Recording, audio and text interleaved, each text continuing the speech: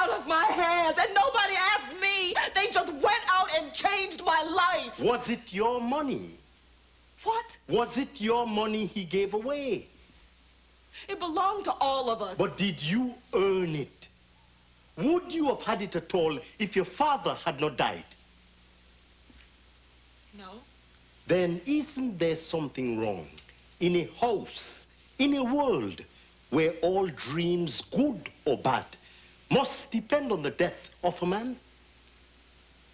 I never thought to see you like this, Alayo. Look, your brother made a mistake, and you are grateful to him so that now you can give up the ailing human race on account of it. You talk about what good is struggle. What good is anything?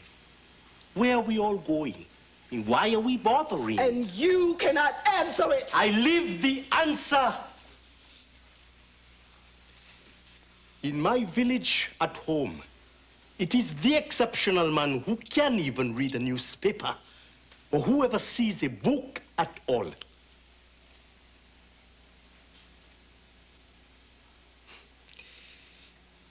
I will go home, and much of what I will have to say will seem strange to the people in my village, but I will teach and work, and things will happen slowly and swiftly.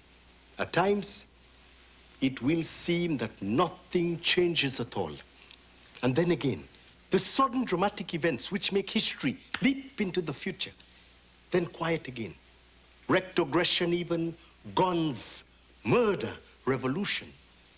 And I even will have moments when I wonder if the quiet was not better than all that death and hatred.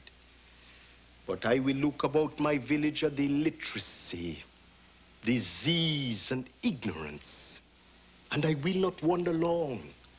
And perhaps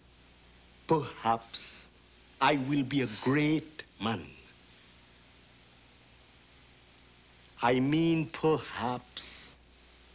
I will hold on to the substance of truth, and perhaps for it, I will be butchered in my bed some night by the servants of empire. The martyr. Or perhaps I shall live to be a very old man, respected and esteemed in my new nation. And perhaps I shall hold office. And this is what I am trying to tell you, Alayo. Perhaps the things I believe now for my country will be wrong and outmoded. And I will not understand and do terrible things to have things my way or merely to keep my power. But don't you see? There will be young men and women, not British soldiers then, but my own black countrymen, to step out of the shadows some evening and slit my then useless throat.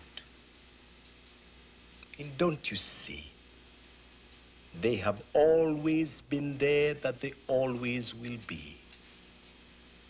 And that such a thing as my own death will be an advance.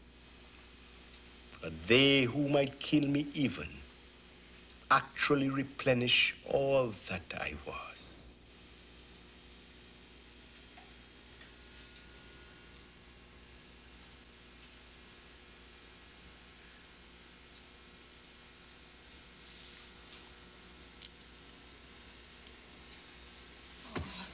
I know all that. Good.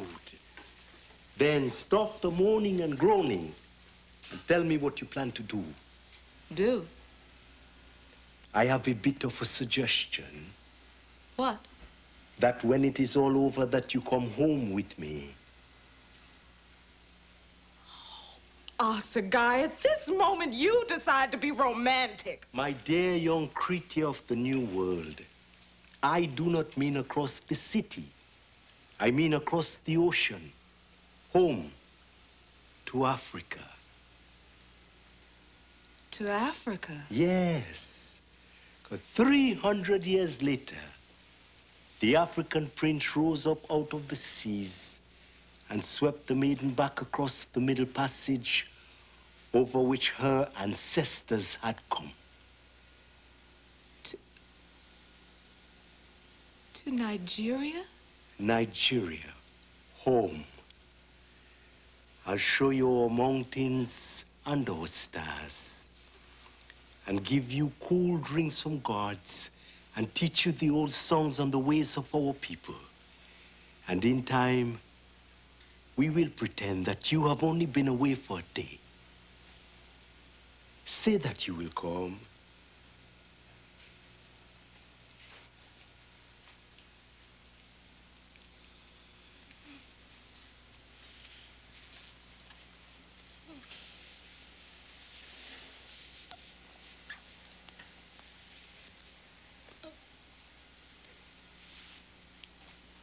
You're getting me all mixed up. Why? Too many things.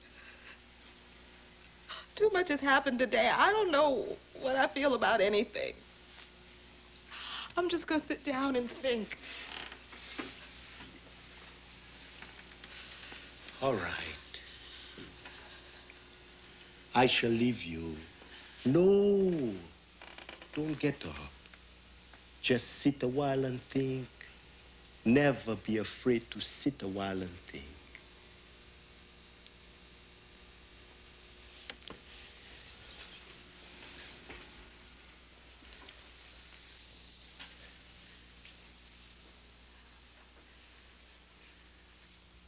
How often I have looked at you and said, ah, so this is what the new world had finally wrought.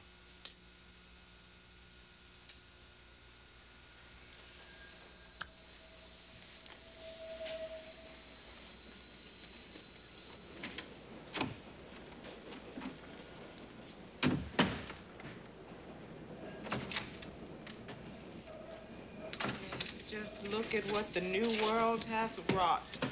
Just look. There he is. Monsieur le Petit Bourgeois Noir himself. There he is. Symbol of a rising class, titan of the system. Did you dream of yachts on Lake Michigan, brother?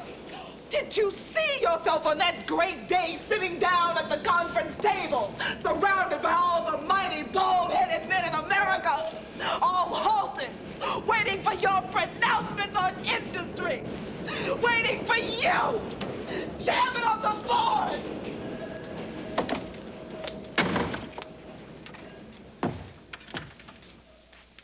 Who was that? Your husband. Where did he go? How should I know? Maybe he had an appointment at U.S. Steel. You didn't say nothing bad to him, did you? Bad? Say anything bad to him? No. I told him he was a sweet boy and full of dreams, and everything is strictly peachy keen, as the old fake kids say.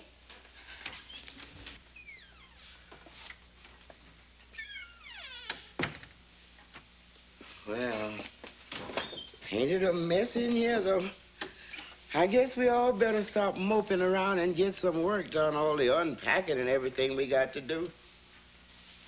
Well, now you better call the moving people and tell them not to come. Tell him not to come. Of course, baby. Ain't no need them coming all the way here and having to go back. They charges for that, too. No, Lena. Lord, ever since I was a little girl, I always remember people saying, Lena Eggleston, you aims too high all the time. You needs to slow down and see life a little more like it is. That's what they always say.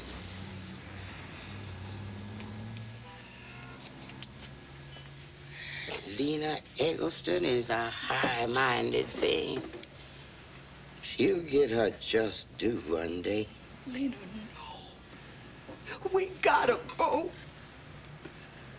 Me and Big Walter just didn't ever learn right. Benny, tell her, please. Please tell her that we can still move. The notes ain't but $125 a month. We got 4 grown people in this house. We can work. Just aim too high all the time. Lena, I'll work. I'll work 20 hours a day in all the kitchens in Chicago. I'll strap my baby on my back if I have to. And I'll scrub all the floors in America. I'll wash all the sheets in America if I have to. But we have got to move. We have got to get out of here. I see things differently now. I've been thinking how we could fix this place up some. I seen a second-hand bureau over on Maxwell Street just the other day that'll fit right there.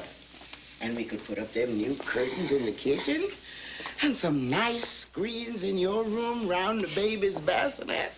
Why, this place would be looking fine. Cheer us all up so we forget trouble ever come.